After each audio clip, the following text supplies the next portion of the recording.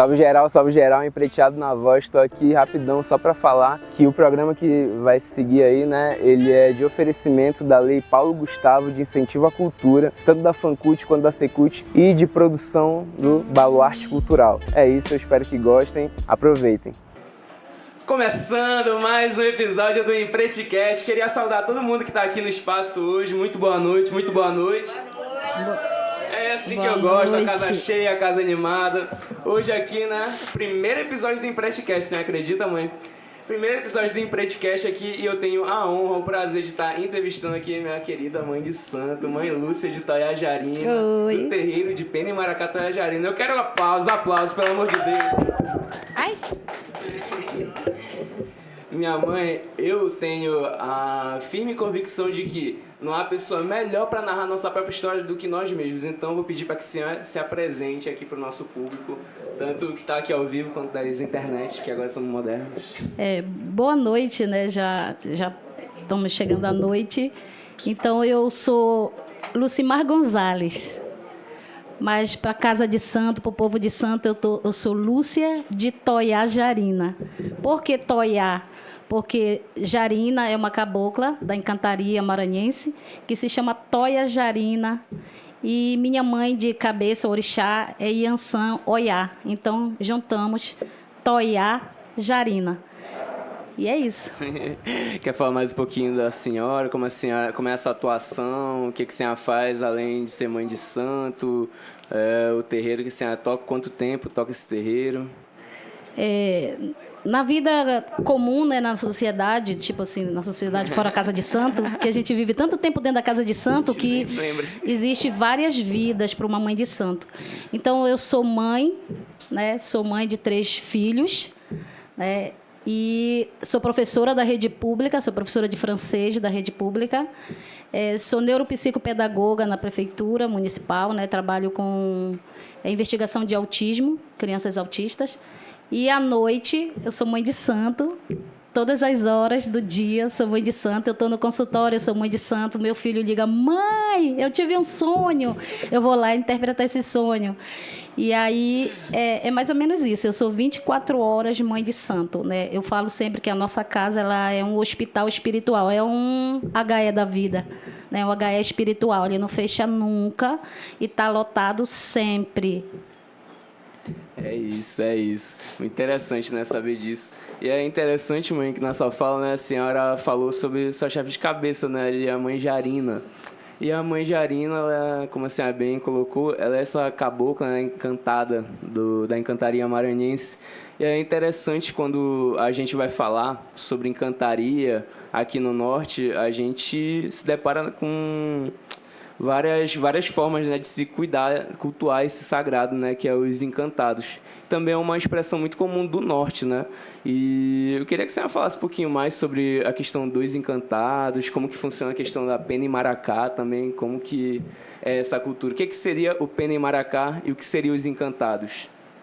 Os encantados, eles são, assim, não é só do norte, né? Norte e Nordeste é muito conhecido a cultura da encantaria.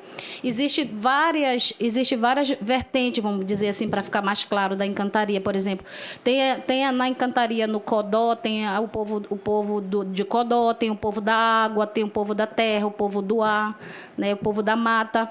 Então, vamos dizer, uns encantados do Maranhão, por exemplo, Dona Toiajarina, né? Ela começa a história dela de encantaria pelos Lençóis Maranhenses. São 3 princesas turcas, né? Mariana, mais velha, Erundina e Toiajarina. Elas foram encantadas ali pela Praia dos Lençóis, no Maranhão. E depois de uns... A história sempre, ela nunca se confirma, porque eu digo sempre assim, se a gente falar todo o mistério da encantaria, deixa de ser encantado, né? Passa a virar coisa banal. Então, toda vez que eu começo a me aprofundar nesse estudo da encantaria, de onde ela veio, quem era ela, chega uma certa hora que eu me perco, e aí eu volto para a estaca zero, né? E aí eu começo novamente a tentar descobrir quem é Toiajarina. Então, elas dizem, né, alguns estudiosos que dizem que mais ou menos 400 anos depois elas percebem, né, que foram só despertar sabendo que estavam encantadas. Então, quando elas encantaram ali pela encantaria do Maranhão, elas entraram na embarcação, né, e continuaram pelo mar. E aí elas vieram adentrar por ali pelo Alto Solimões, Amazonas, por ali vieram adentrar a encantaria no Pará. Aonde as 3 chegam nessa encantaria no Pará, e lá ela encontra a chefe dessa encantaria, uma índia encantada chamada Tapuia, né? E lá ela informa para as 3 que elas estão encantadas, não estão mortas. Ah, mãe, o que é o encantado? O encantado é um ser, uma energia que não morreu. Essa pessoa, ela não morreu, ela simplesmente desapareceu. O corpo, geralmente são aquelas pessoas que sumiram e o corpo nunca foi encontrado, né? E não é uma morte. Eles dizem que essa pessoa, ela não morreu, ela se encantou. E alguns encantados, por exemplo, foram vivos, né? Foram pessoas vivas, e outros não. Por exemplo, essa encantaria que nós trabalhamos dentro do terreiro de Penimaracá, Toiajarina, esse resgate que a gente faz, é muito da pagelância cabocla, né? A pagelância cabocla. Então, dentro dessa encantaria, nós incorporamos energias de boto, pirarara, pássaros, né? O seu roxinol, por exemplo, é um pássaro que é encantado, ele é de cura. E todas essas forças, buiunas, né? A cobra grande, e todas essas encantarias, todas essas forças, esses seres encantados, eles trabalham na cura. Nós recebemos eles no nosso corpo, a radiação deles no nosso corpo, e essa radiação deles faz com que a gente traga um conhecimento, eles emanam um conhecimento para a gente, e o nosso corpo é só um aparelho, né? A gente só é o aparelho emprestado para que eles emanem essa força da natureza, para que a gente ensine um remédio. A pagelância nada mais é do que cura, assim como a Umbanda. A Umbanda também, o nome da Umbanda é cura, né? E a pagelância também. Então, ela é uma cura vinda dos ancestrais. Só que esses ancestrais, eles não são só pessoas, são seres, animais, plantas, árvores, né? O rio mesmo é um grande ancestral, ele é um grande encantado, é o rio. Nossa, que lindo isso daí. É interessantíssimo na sua fala que é totalmente expresso, né? Que a Terra não é algo à parte de nós, né? Mas sim... é uma extensão... Não, falar que a Terra é uma extensão nossa daí é uma pretensão enorme. Não, nós somos a própria Terra. Exato. Nós somos o próprio rio, nós somos o mar. Porque o que é que sai dos nossos olhos? Sal. Exatamente. O que é que sai do nosso corpo? O que é que mantém, né, grande parte do nosso corpo? Água. E qual é a grande parte do mundo? Água. Ai, tá doido. Gente, eu tô me sentindo aqui numa gira de desenvolvimento no meu terreiro, assim, sabe? Eu tô quase pegando meu caderninho lá. Tem um caderninho que tá cheio lá, escrito assim, macumba. Aí eu vou anotando lá as coisas, mas sério, é fantástico ver você falando. Ainda mais quando a gente tem essa concepção, né, da Terra enquanto sujeito vivo. Esse sujeito vivo que nós somos uma extensão dele, né? E é interessante também quando a gente vai pegando essa questão, né, da ciência moderna, a ciência do homem branco ali, né, que vem trazido da Europa até aqui, que vem trazendo uma concepção totalmente diferente do cuidado dessa natureza, né? Vem colocando a natureza como se fosse um instrumento para que o homem usasse para poder, né, se desenvolver. Na verdade, eu tenho a minha opinião assim, bem diferente em relação a isso. Eu vejo que não é preconceito, mas eu vejo que o homem branco ele não trouxe muita cura para a floresta, né, para o povo que aqui já vivia, os povos originários. Essa terra é deles. Nós simplesmente nos apropriamos da terra que era deles. E hoje em dia ainda pouco se tem dessa cultura, pouco se tem desses povos.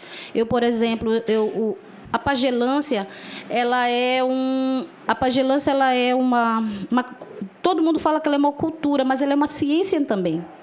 Assim como a Jurema, ela é uma ciência, porque a gente toma bebidas feitas por raízes e tudo, para que se consiga o trânsito dentro do culto do pajé, né? E dentro do culto da pagelância também é a mesma coisa. Alguns... Pai de Santo, a gente trabalha muito com pena e maracá. A gente trabalha com maracá, que é o artefato indígena, né? E é o som daquele maracá que chama e invoca todas as forças da natureza. Então, todos os filhos de santo preparado por nós.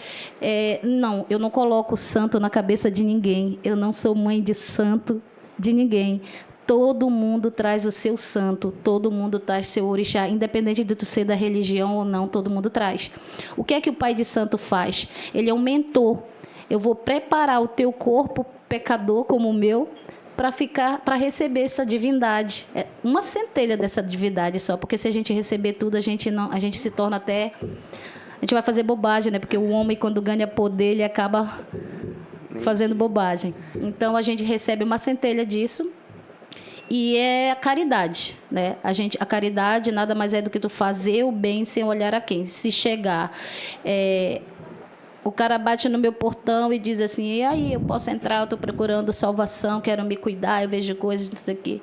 E eu reconheci que aquele menino foi um que roubou meu celular semana passada. Eu não vou poder fechar o portão na cara dele, eu vou ter que receber ele e cuidar dele, porque a missão minha é cuidar.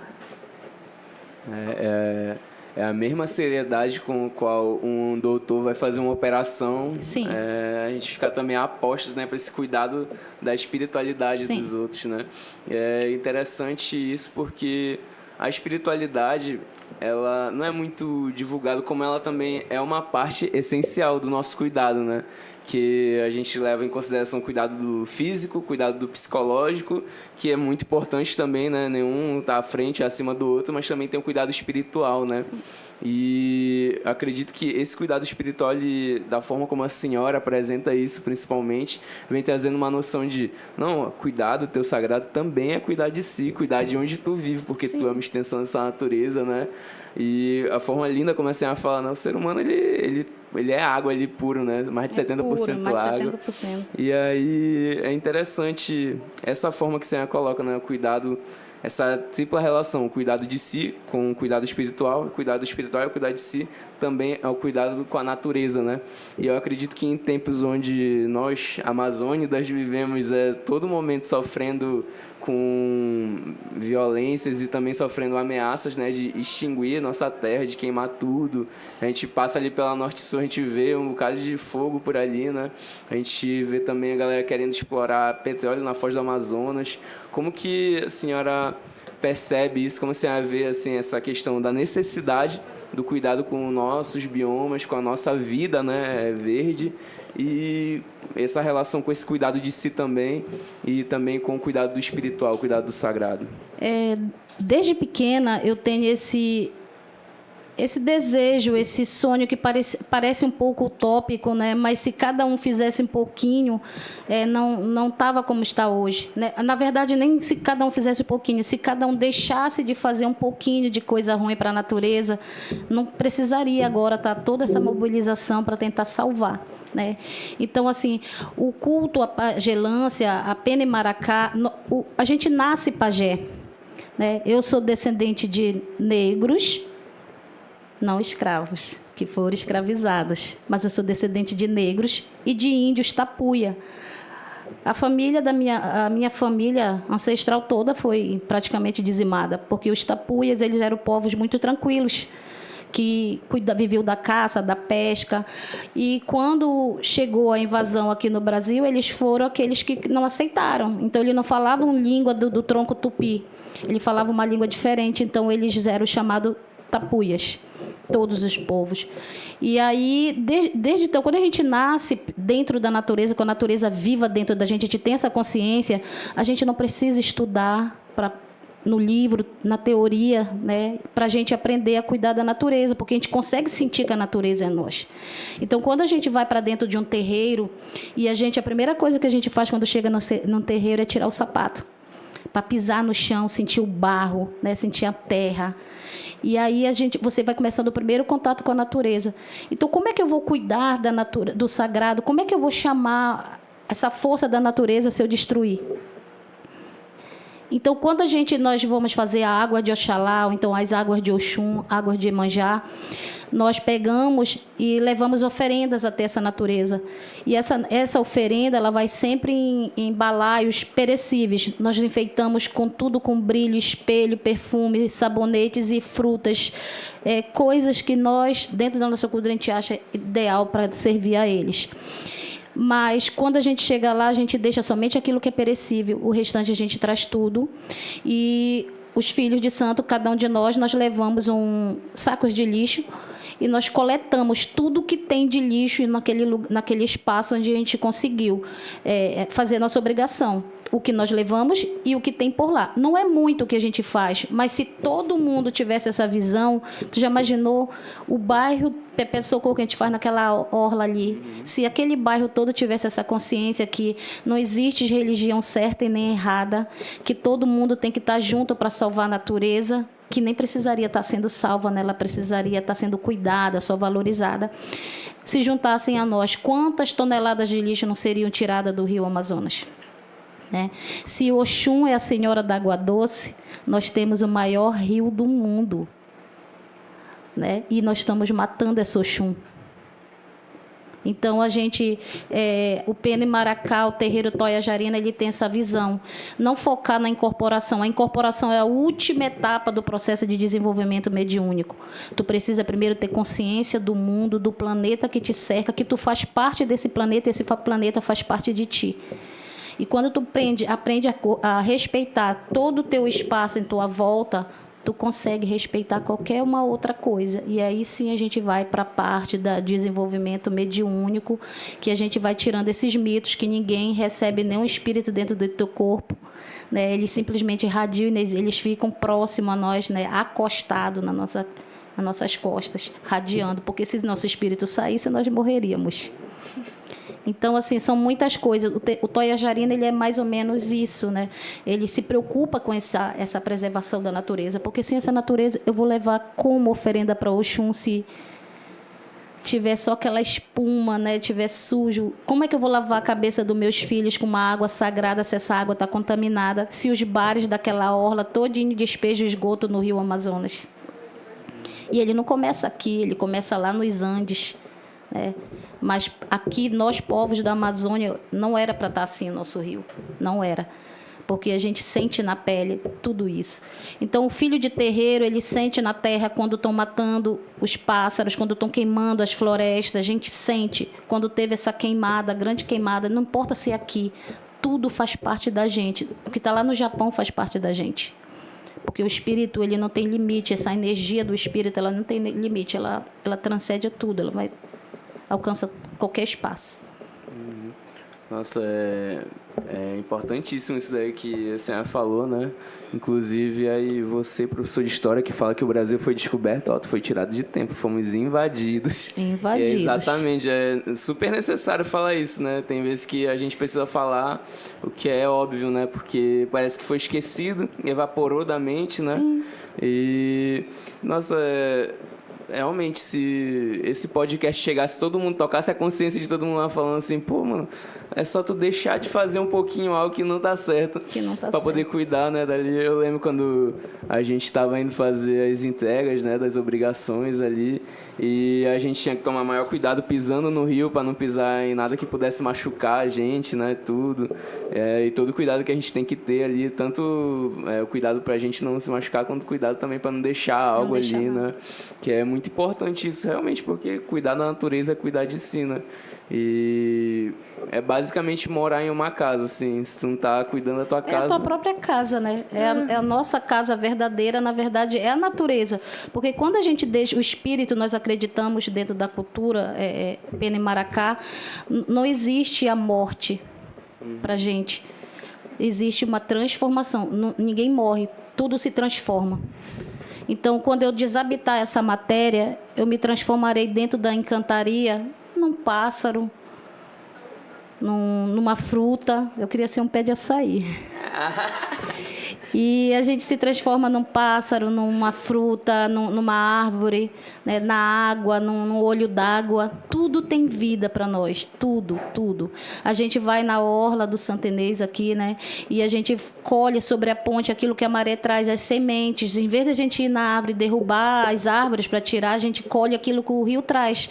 Então a gente leva água do nosso poço, que é Nanã, E a gente vai e traz águas de Oxum para casa e traz semente. A gente leva presente para elas e ela já deixou, mas mãe, o que a gente vai trazer de presente de Oxum? Aí eu digo, se vocês não estão vendo essas sementes sobre a ponte, catem as sementes, os mururés que tiverem, porque esse mururé veio de longe, essa semente veio de longe. E a gente leva para o terreiro para fazer assentamento dos guias, dos caboclos. Nossa, é maravilhoso, maravilhoso.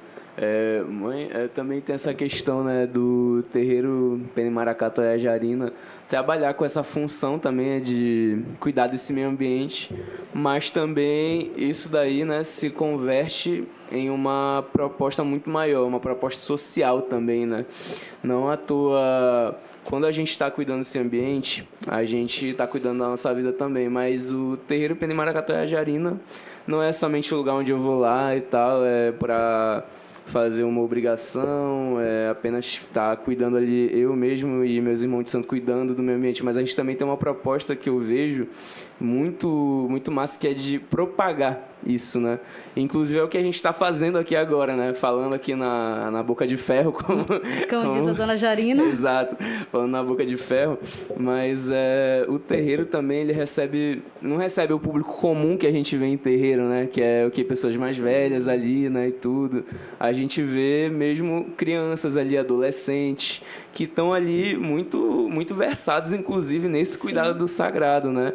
Não somente adolescentes, mas também vê pessoas que passaram por algumas questões complicadas nas suas vidas, vão ali, né, procurando essa cura e recebem não somente uma cura, mas também um entendimento de que para manter sarada aquela ferida, para manter, né, aquela cura, a pessoa precisa fazer a parte dela também, né? E nessa parte tem junto o cuidado da natureza, tem o cuidado da própria cabeça, né, o cuidado do seu espírito. Mas e aí, como é que a senhora enxerga essa relação? De onde vem essa motivação, essa inspiração para o terreiro Penimaracá Jarina se tornar, para além de uma casa, um hospital espiritual, um hospital também que vai passar uma pedagogia do cuidado de si ali, né? Tipo, e também atender a essa necessidade social de tirar crianças que estão indo para um caminho errado, tirar pessoas que estão em condições complicadas, né, socialmente falando, psicologicamente falando também. Como que a senhora enxerga isso? De onde vem essa motivação, né? Olha, se tu me faz essa pergunta ontem, eu diria para ti que tudo isso partiu da ideia de Toia Jarina. Mas outro dia ela disse para uma filha minha, incorporada, né, nela, ela disse assim para minha filha, eu sou a grande cabocla que eu sou porque eu tenho um grande cavalo, né? Que eu tenho um grande cavalo. Se eu sou essa cabocla, né, que chega, todos que batem na minha porta, né, conseguem se reerguer, conseguem o seu emprego, consegue reerguer sua família, a sua cura, a sua saúde, famílias se unem, se juntam, filhos perdoam o pai, pais perdoam o filho, pais aceitam a fé dos seus filhos, é porque eu tenho um grande cavalo. Então, eu sou professora, eu já tenho esse perfil pedagógico, mas eu sou uma menina sonhadora. Eu me perdi, eu tinha uns 3, 4 anos no Laranjal do Jari, eu me perdi porque eu saí procurando o fim do mundo. Eu olhava e o mundo ia girando para trás das árvores e eu saí só de calcinha, shortinho daquela época e fui embora na direção que o sol se punha, para ir procurar o fim do mundo. Assim como eu saí várias vezes, sumi procurando o fim do arco-íris. Então, eu sempre tive esse sonho utópico de que o mundo ele é perfeito. São as pessoas que precisam se adequar ao mundo, não é o mundo que tem que se adequar às pessoas. Deus, o grande Criador, deixou tudo perfeito para a gente. Era só a gente cuidar, viver, né? Tirar. Se eu tiro da terra, eu devolvo para a terra. Se eu colho, eu tenho que plantar, né? Se eu planto, eu tenho que regar. Então, assim, bastava a gente fazer a nossa parte. Tudo estaria bem tranquilo no mundo se todo mundo fizesse a sua parte, né? Respeitasse mais. Então, baseado nisso, eu desenvolvo alguns projetos, por exemplo, dentro da Escola de Valorização da Vida. E na escola que eu trabalho, na Raimundo do Espaço, no Novo Horizonte, uma área periférica de Macapá, o índice de suicídio era muito grande na minha escola. Então, assim, às vezes era 3 crianças mesmo, de 13, 14, no máximo 15 anos, se suicidavam. Então, um dia a Secretaria de Educação criou um projeto sobre valorização da vida, que é o Setembro Amarelo. E aí eu e um grupo de professoras começamos a trabalhar esse projeto pensando no seguinte: como é que eu vou salvar uma vida se eu falo da morte o tempo todo, do suicídio em si? O suicídio todo mundo sabe o que acontece. Então, por que não falar da parte boa da vida? Então, a gente começou a se preocupar em deixar em árvores cordinhas com envelopes onde aquelas crianças iam lá e desabafavam. E o bom professor reconhece a letra dos seus alunos, depois a gente descobria quem era quem e dava uma palestra motivacional. Então, quando eu fui dentro do terreiro, eu comecei a perceber que eu recebia pessoas sempre com as queixas principais eram depressão, não consigo dormir, eu vejo coisas. O meu filho precisa de um banho porque ele não dorme, ele vê isso, ele vê aquilo, vê visagem, vê misura, como diz o povo da Amazônia. E aí nós começamos a ver que esses jovens, eles precisam ser acolhidos, assim como as crianças com necessidades especiais. Por que o autista não pode ser médium? Por que o esquizofrênico não pode ser médium? Será que é só a ciência que está certo? Eu também ouço vozes. Eu também vejo vultos. Eu falo com mortos todos os dias. Na verdade, eu não falo com mortos, né? Eu falo com vivos, porque o espírito não morre, né? Morre a matéria, mas o espírito é vivo. Então, assim, por que não acolher? Então, pensando nessas situações, essas pessoas que ficam, né, à margem de tudo o tempo todo, até à margem da religião. Que tem um detalhe, na nossa casa nós não temos uma religião, nós temos uma filosofia de vida. O Pene Maracá é uma filosofia de vida. Então, tudo é aceito dentro do Pene Maracá, tudo que é sagrado. Nós cultuamos orixás, nós cultuamos os caboclos de Umbanda, nós cultuamos o tambor de mina, porque a minha mãe, Toia Jarina, é do tambor de mina, ela chegou pelo tambor de mina, mas na minha cabeça ela não desce como uma princesa turca, ela desce como uma índia juremada. Então, assim, eu sou descendente de índio com negro. Então, como é que eu não vou cuidar da minha cultura? Então, o Toia Jarina, ele tem isso. Como é que eu vou fazer o bem? Como é que eu digo que é Umbanda para poder a gente ter aceito? Porque não existe o Pene Maracá como religião. É como cultura. E eu discordo. Né? Até porque eu discordo em parte, porque eu até acho que é legal ser uma cultura e uma filosofia de vida. Porque tudo aquilo que a gente rotula como religião tem muita regra. Tem muitas regras, tem muito tabu, dogmas, né? Muito dogmas. Pode nada ser questionado. Por exemplo, assim. Eu discordo de alguns dogmas. Por que a mãe não pode tocar na cabeça do filho dentro de um culto de orixá, dentro de um culto de caboclo, não pode ser mãe do próprio filho se ela pariu aquele filho? Quem mais vai querer fazer bem aquele ori, se não a mãe? Ori é a cabeça. Então, são dogmas que a Toia Jarina quebra. Então, ali, se o meu filho... Eu tenho um filho de santo que viveu uma vida toda na igreja evangélica. E hoje está se descobrindo dentro do terreiro de ver ela pulando Graças ali. A Deus. Né? E a gente não fala mal dos nossos irmãos, né, de Toia Jarina. Inclusive, é proibido, né? É fiscalizado o Face de todo mundo, rede social de todo mundo.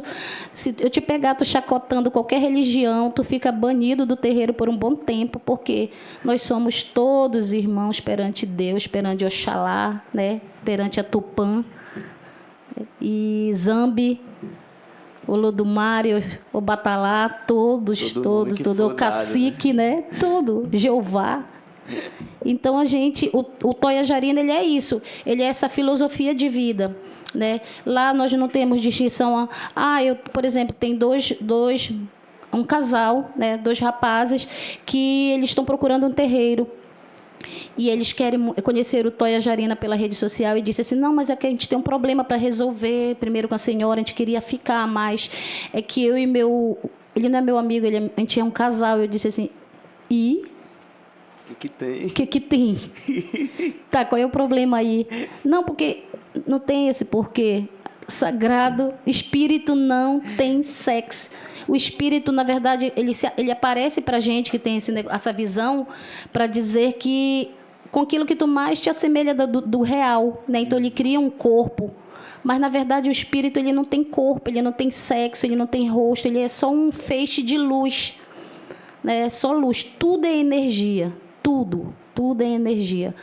O cachorro tem energia. A gente tem um cachorro no terreiro, né? Que quando começa a tocar o sino do Exu, né?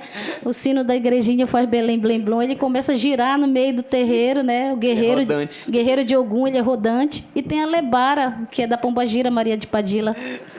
Então, assim, é criança. Tem médium na nossa casa de 3 anos de idade e ela dá santo. Sim. Quem é que está mentindo? Eu, uma criança de 10 anos, eu consigo influenciar uma criança de 10 anos que chegou no colo da mãe e virou de santo? Consegue influenciar um cachorro. Eu consigo influenciar o cachorro, né? Então, a criança de 3 anos, ela tem santo também. Tu nasce médio. E essas crianças são cuidadas, são dados banhos, porque o que é que faziam os índios? O povo da floresta todos, que não inclui só os indígenas, inclui também os povos ribeirinhos, né?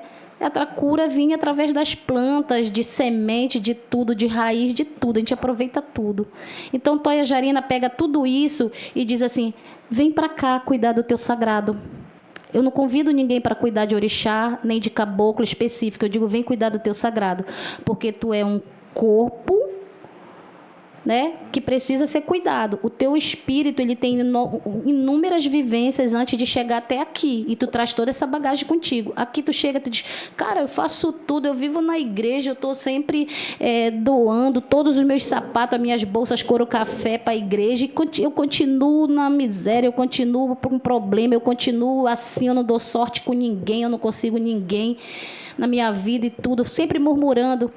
E aí eu digo assim para ela, e o que tu fizeste antes daqui?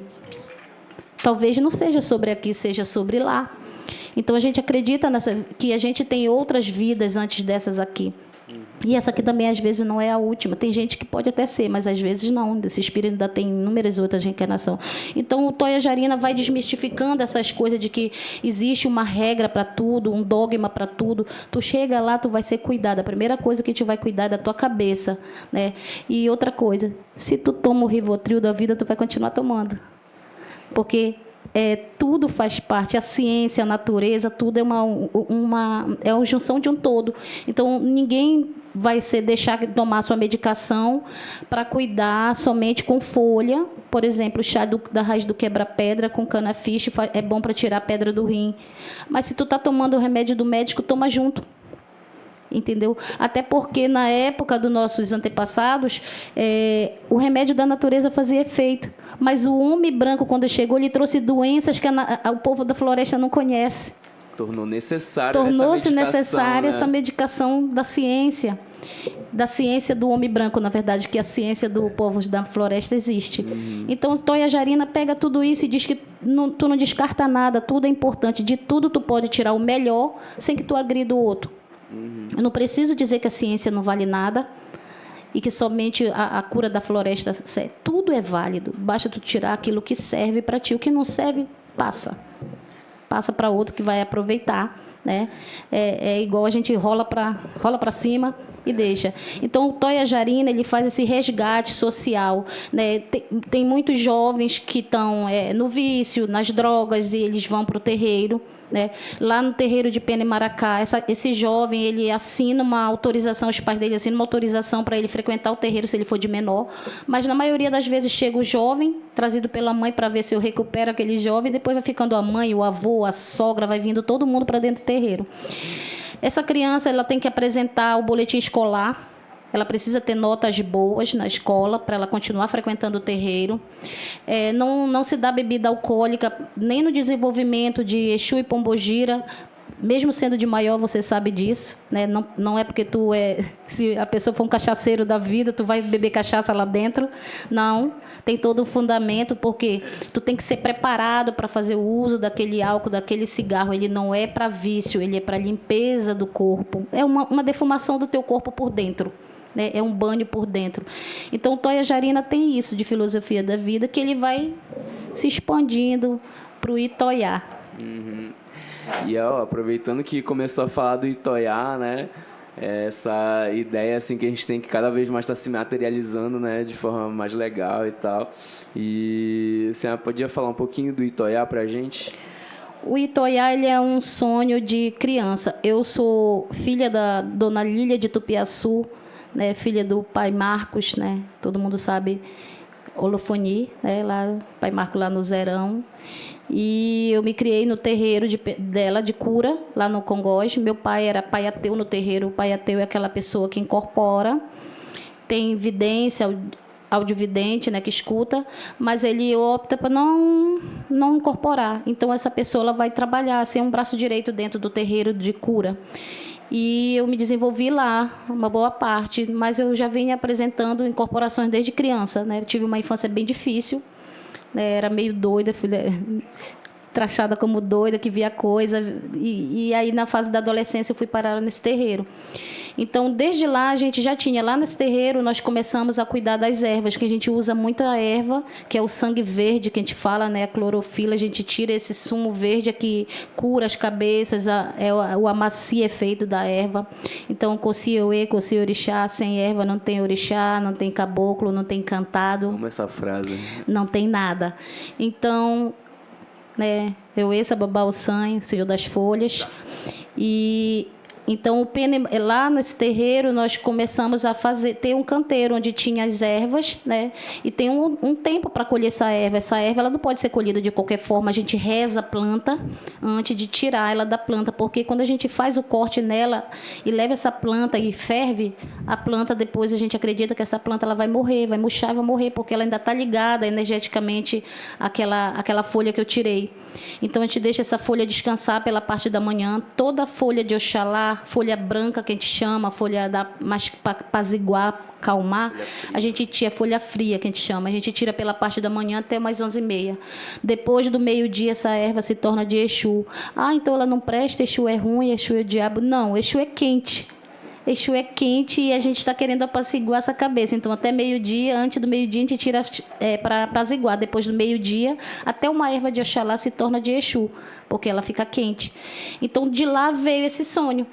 E aí, o Itoiajarina é um instituto de estudos e pesquisas afro-indígenas do Amapá, né? Então, o que o Itoiajarina busca?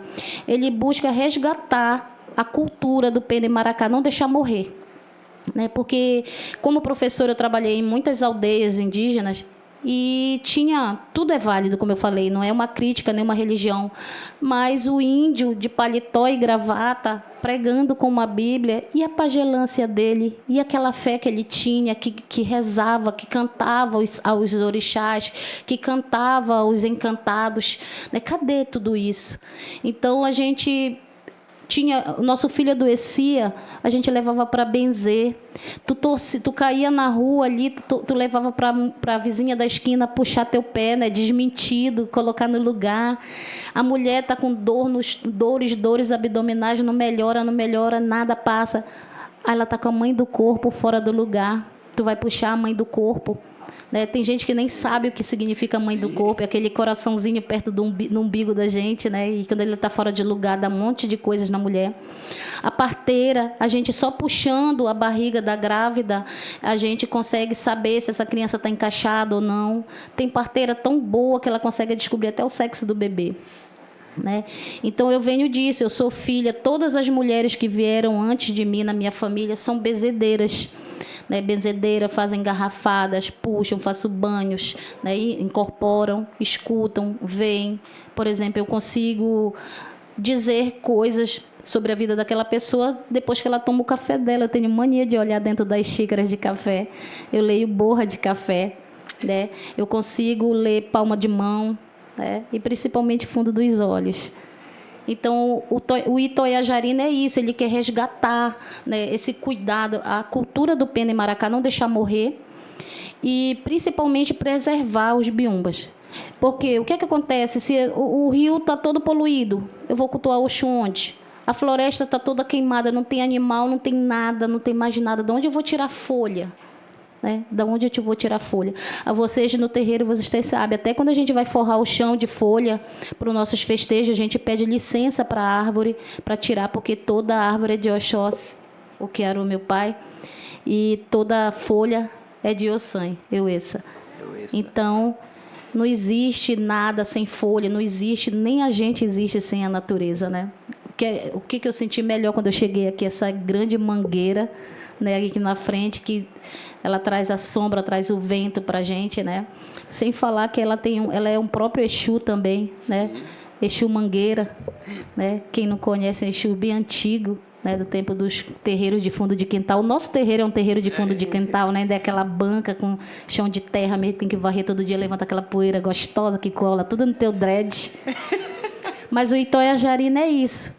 Né? Ele já está em ação há muitos anos nesse resgate. Outro dia a gente convidou um pessoal de capoeira para ir lá. Então o nosso sonho é assim, colocar para essa criança de terreiro que é muito marginalizada, levar capoeira, levar as tatu da vida, desenho, música, tudo isso. Eu me encantei com essa casa aqui. Eu disse, será que não tem um puxadinho para mim lá atrás, trazer o terreiro para cá, para dentro? Então, assim, eu gostei da energia daqui. Tudo para mim é energia. Quando eu chego no lugar e essa energia não bate, eu volto. Seja o compromisso que for, eu volto. Eu desmarco, mas não vou. E eu gostei, eu quero voltar, né, aqui e dizer que o Itoia Jarina, esse sonho desse instituto é isso, né, tirar esse jovem da rua, tirar esse jovem da criminalidade, ouvir aquele jovem depressivo que não é bobagem, não é mimimi, né, a dor só sabe quem está vivendo. Por exemplo, eu dou uma topada aqui, de boa, eu vou me embora, vou xingar, mas vou me embora. Tu não, tu vai chorar dias por causa daquela dor no dedo. Então a dor ela é única para cada pessoa, então não dá para te dizer o que é que se passa dentro do outro. Então lá no Itoia Jarina a gente não julga, a gente acolhe. Seja qual for a tua dor, a tua causa, a gente acolhe. E a gente te mostra que para te começar a cuidar do sagrado, tu tem que começar a cuidar do teu corpo, cuidar da natureza e cuidar do teu corpo, cuidar da tua mente, do teu corpo e do teu espírito, do teu emocional, né? A gente faz roda de conversa, tem no mês de janeiro, a gente faz o Janeiro Branco, a gente fala de saúde mental, a gente fala da saúde da mulher, a gente fala agora esses dias, antes de vir para cá, eu estava mandando um áudio dando bronca no mais velho da casa, porque meu pai, o senhor já foi fazer o teste de PSA, né? Nós estamos no Novembro Azul, né? Então tem que cuidar da saúde do homem também. O homem ele deixa de se cuidar por toda uma questão de machismo, tudo. O homem deixa de se cuidar muito, né? E morre bem mais cedo que as mulheres. Então, assim, a gente se preocupa com tudo isso. Preservar a natureza. Eu digo, olha, quando eu passar na orla e pegar você jogando a latinha de refrigerante no rio, quando a gente for o dia da entrega, você vai catar 200 latinhas para você parar de estar jogando latinha no rio. Então, tu tomou refrigerante, pega, traz aquela latinha contigo até tu achar uma lixeira, né? Pega o papel do bombom, põe na tua bolsa, deixa para te despachar na tua casa. Só não vai fazer que nem a mãe de santo, que chega só no final do mês eu tiro tudo, dá uma carrada, assim. Eu mesmo, mãe. Mas aí, melhor do que deixar na rua. Boa. Então, o Itoia Jarina é isso, é um instituto, né, que a gente está no sonho de legalizar ele, né, falta CNPJ, algumas coisas para ajeitar. E um dos grandes incentivadores desse é, né, o pai Airá Chidelê, né, um Ogã com mais de 30 anos de cuidado dentro do sagrado, que nos deixou há 3 meses, né, também meu esposo. Então, aí vocês veem que como eu não posso cuidar do amor da minha vida, né? Que mãe melhor do que a companheira. Então, assim, ele já chegou feito no santo, lógico, eu não fiz o santo dele, mas a gente se ajudou muito e ele deixou tudo pronto para o Itoia Jarina. Tudo, só falta a gente ir lá para o cartório, regularizar e começar a pôr em prática mais coisas, né? Porque já acontecem lá. Exatamente, né? Nos deixou, na verdade, somente em plano físico, né? Sim, com certeza. Pô, em cada piadinha sem graça que a gente faz ali, que acaba sendo engraçada, né? Por conta de como é sem graça lá. A Airá deve estar rindo lá no fundo. Cada cafezinho de preto velho que a gente vai tomando. Sim, na verdade, tu é a representação dele lá no terreiro, né? Tu é um filho estabanado. Sim. Né? Um filhinho estabanado. É o que detona a garrafa do café dos pretos velhos e depois diz que virou a cuia. Mas tudo bem, ninguém chega perfeito no terreiro, né? A gente vai trabalhar muito esse ori. Se Deus quiser, daqui a uns 10 anos já está pronto. Espero. Brincadeiras à parte, é isso, né? Ele está vivo nos nossos sonhos, ele está vivo nas incorporações, ele está vivo nas plantas que a gente colhe, até porque ele era o mão de folha. Sim. O que é o mão de folha no terreiro? É aquela pessoa que tem dom de cuidar das plantas. Pega numa plantinha seca, ele joga uma água, em 3 meses ela já está dando até fruto. Então ele tinha esse dom. aquela né? buganvília que ele deixou. Só não cresce mais porque é podada pelo lado, senão ocupava todo aquele Ocupava terreno. todo o espaço. Então, ele deixou muita coisa. Ele não foi embora, né? Ele só passou para o outro lado. Ele continua ali como espírito, porque a casa cuida de espírito, né? Então, ele está sempre por lá. A gente só não está mais em matéria, podendo se ver, mas ele está sempre por ali. Então, o Itoia Jarina é um legado dele também, né?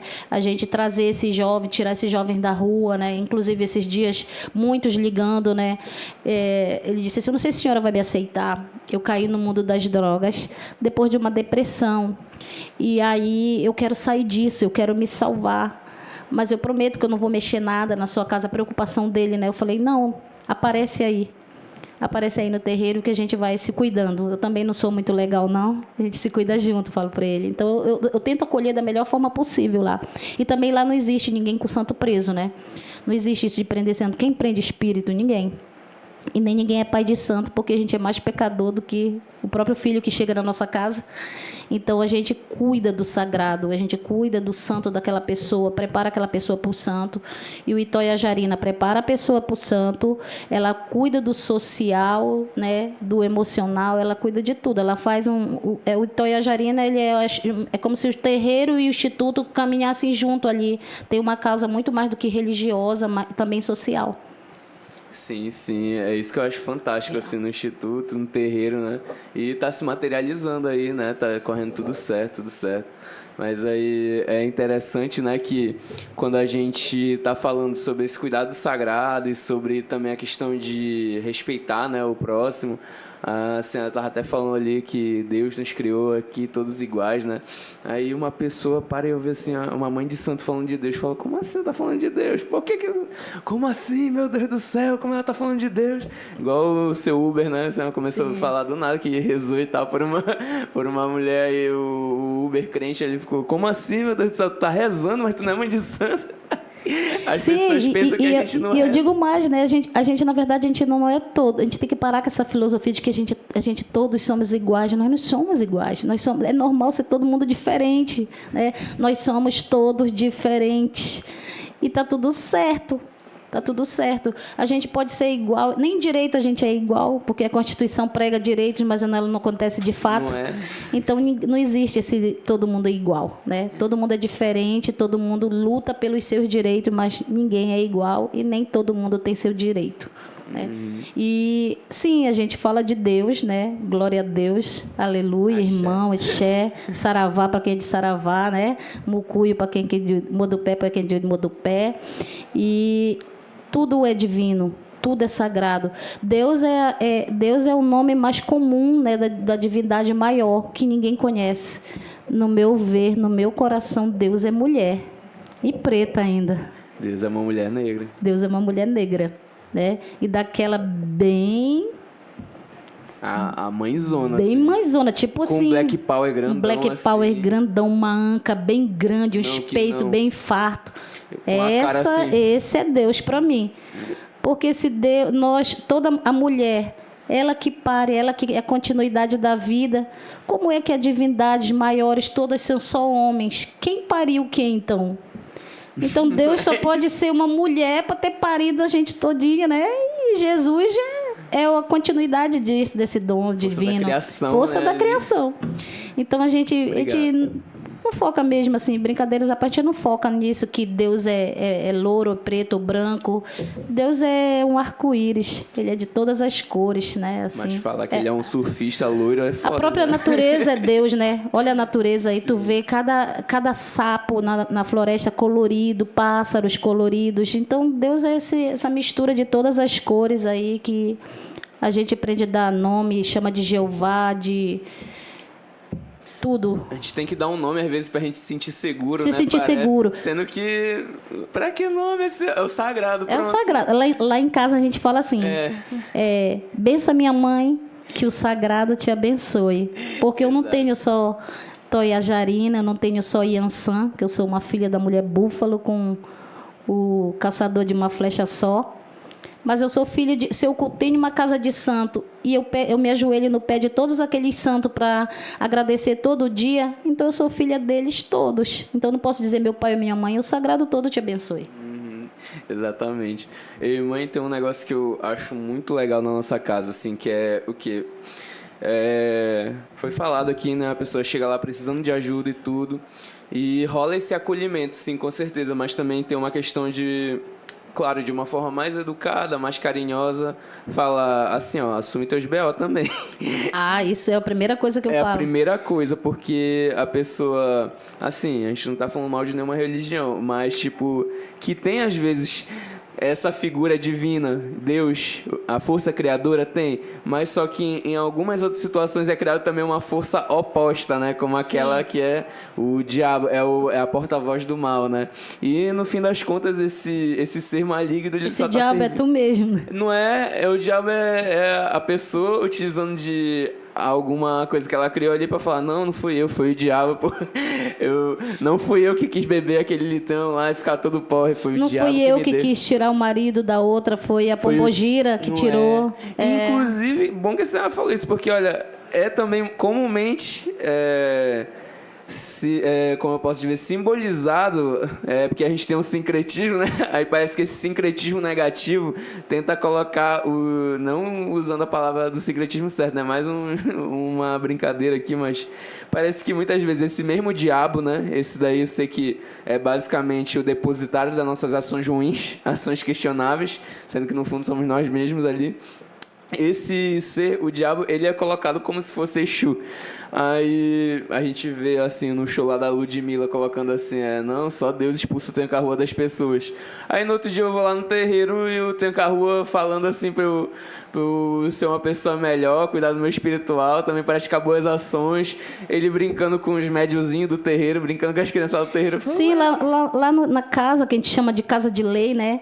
Porque lá é separado os espaços. Por exemplo, a pagelância cabocla acontece no final no fundo do quintal, né? Onde ali não se mistura com os caboclos de Umbanda, né? Lá não tem corte, não pode ter sangue, é somente o sangue verde. Tem os caboclos de Umbanda que ficam no meio, mais na parte do meio, e na frente tem a esquerda, que a gente chama, né? De esquerda, que são Exus e Pombogiras. O que são os Exus e Pombogiras? São nossos ancestrais. Se tu chama que ele é o diabo, é um parente teu, tá? Saiba disso.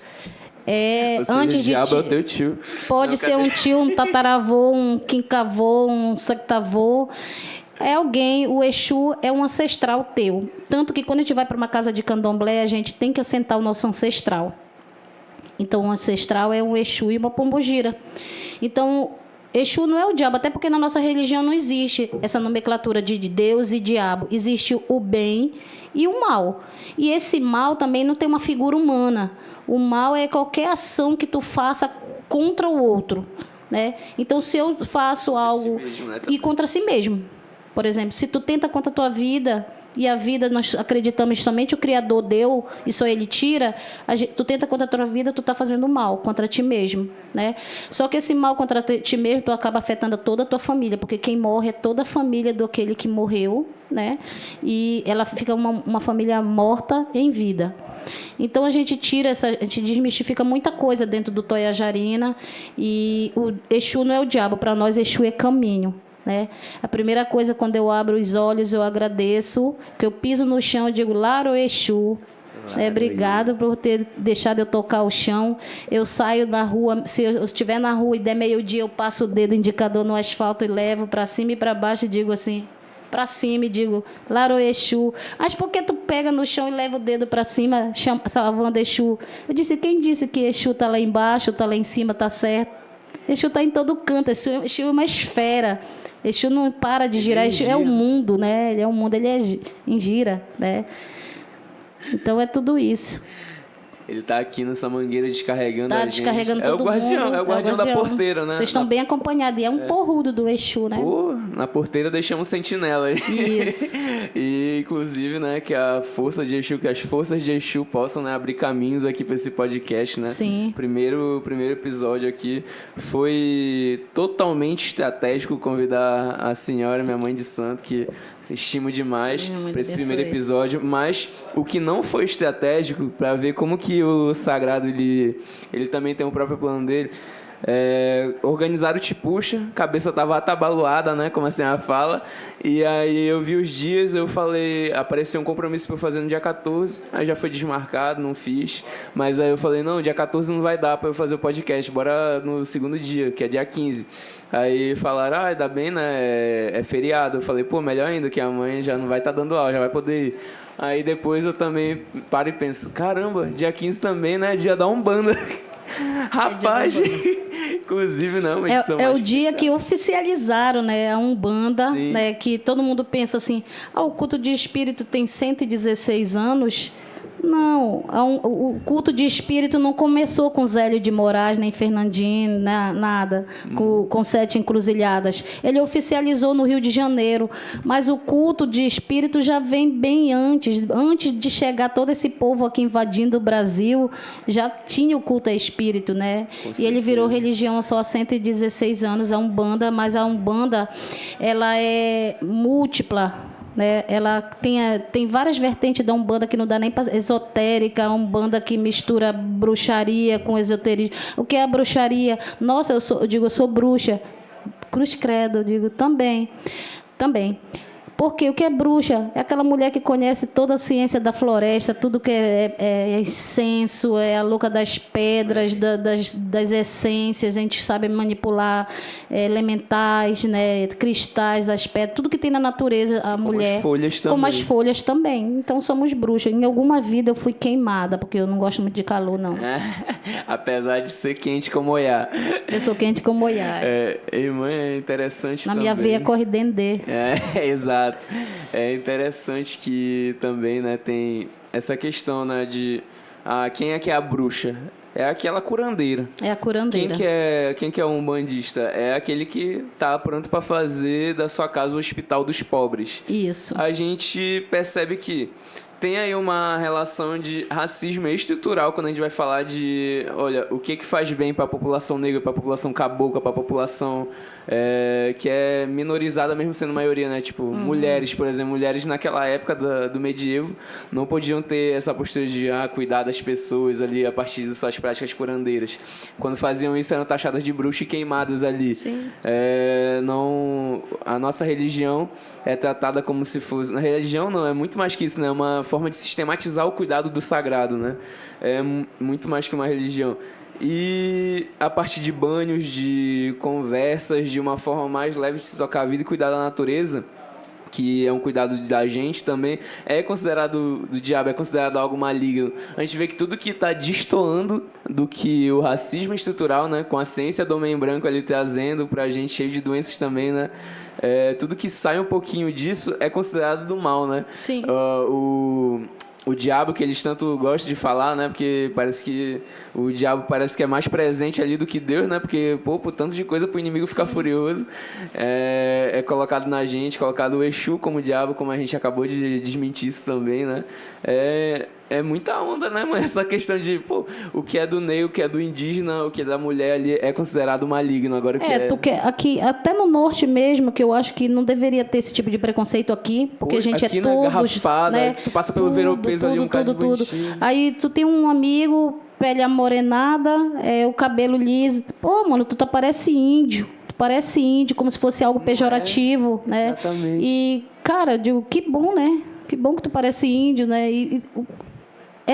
A gente mesmo aqui, a gente não deveria ter, mas se você prestar atenção aqui no nosso estado tem muito o índice de preconceito, tanto com os povos indígenas quanto com o negro, é muito grande ainda, né? A gente dá a ver muito, eu mesma já passei por muitas situações, eu estava num curso de formação e a professora não quis fazer grupo comigo, eu não entendi qual era o motivo e no final de tudo descobri que ela não queria porque ela não gostava de gente da minha cor. Meu Deus. Né? Graças a Deus eu já sou concursada há quase 20 anos, ela continua batalhando pelo... Carteirada, tá? Carteirada. Fala que ela pode. Então, a gente pode tudo. E também, assim, lutar pelo preconceito não quer dizer que a gente esteja falando o tempo todo das nossas mazelas. Falar do que o negro faz de bom, né? O negro faz tanta coisa, a gente não pode o tempo todo estar lembrando a sociedade de todos que eles mataram antes de nós, mas dizer do que nós somos capazes de fazer. O Dia do Professor foi instituído por uma vereadora negra, né? A primeira vereadora negra, foi ela que instituiu o Dia do Professor. Então, nós temos um dos primeiros engenheiros negros, arquitetos, médicos, né? Todos esses negros que foram trazidos, né, arrastados de suas terras para o Brasil, eram reis, rainhas, doutores, advogados, né? E, graças a Deus, eles vieram trazendo esses 16 orixás cultuados no Brasil, né, que faz toda a diferença. Eu não sei quem está certo aqui, eu só sei que eu molho a minha rua todo dia, eu despacho Exu, despacho a porteira, e eu estou chegando onde eu quero e vou chegar muito mais longe com Exu na frente. Axé e Laroie, hein? Laroie. O mundo em 1 hora. Ele quer tudo uma cultura. Gente, eu tenho 40 anos dentro de terreiro, né? Eu cresci filho de benzedeira, cuidando de santo. Meus filhos, eu parei tudo quase dentro de terreiro. E o Empreteado quer saber tudo num único podcast. Pode marcar outro. De benzedeira. Ai, meu Deus, não saber tudo no podcast não, propagar, porque saber eu tô dentro da casa de Santo Paraíso. Isso, mas... com seu caderninho ainda, tá? Com certeza. Então, a gente vai chegando aqui, né, ao fim do Empretecast, né, o primeiro episódio aqui do Empretecast. Eu sou Empreteado, o poeta mais letrado, o ladrão de mar abaixo, ou apresentador desse maravilhoso projeto que é o Empretecast, né, onde a gente consegue aqui um espaço para falar um pouco sobre cultura e sociedade dentro da nossa sociedade amapaense, né, e não tem episódio melhor, não tem uma forma melhor de começar do que não, falando sobre Pena e Maracá, falando sobre o cuidado do nosso sagrado, cuidar da nossa floresta, cuidar dos nossos biomas, e não tem pessoa melhor para falar sobre isso do que minha querida mãe de santo, mãe Lúcia de Itajarina. Eu gostaria de agradecer muito a senhora, mãe, por ter aceito o convite, por estar aqui agregando, né, com a nossa sabedoria, agregando com o nosso conhecimento, com nossos pensamentos pensamentais, como diz a Joaninha. Eu gostaria de agradecer muito sua presença aqui hoje, pelo quanto a senhora falou, quanto a senhora proporcionou pra gente. E caso a senhora queira, né, se despedir, dar um último salve aí, pode falar. No final a gente dá um laroê, joga uma aguinha na rua e faz uma coisa para Exu abrir o caminho legal. Eu peço a Exu, em primeiro lugar, Exu acima de tudo, primeiro Exu sempre, porque ele é o mensageiro. É ele que leva até o grande Criador, que vocês podem chamar de Deus, Jeová ou qualquer outro nome. É ele que leva essa mensagem até ele e traz até nós, dizendo assim, tá certo, segue em frente, ou opa, para aqui que não vai dar certo. E agradecer Exu, agradecer minha mãe de cabeça, Dona Itajarina, né, minha orixá, Yansan, Oiá, meu pai Oxóssi. E agradecer a você, filho, né, e dizer o quanto eu tenho orgulho de você estar pegando todos os ensinamentos que você está vivendo dentro da nossa casa e também levando muito conhecimento, né, para a nossa casa. Vou chorar. Eu tenho um orgulho enorme, né, porque a gente está aqui, eu falo para você lá em casa sempre, né, eu tenho um orgulho enorme de você, né, do seu trabalho, dessa casa. Fico muito honrada por ter sido convidada por essa casa. Quero voltar outras vezes. E Laroê Exu, que Exu está na porteira, tomando conta de mim e de vocês, abrindo os caminhos para que essa casa cresça cada vez mais e seja a porta de entrada para todos aqueles que estão à margem de tudo, né? É isso aí, obrigada. Ai, que isso. Então, pessoal, o Empretecast fica aqui por hoje. Gostaria de uma salva de palmas para a mãe Lúcia de Itajarina.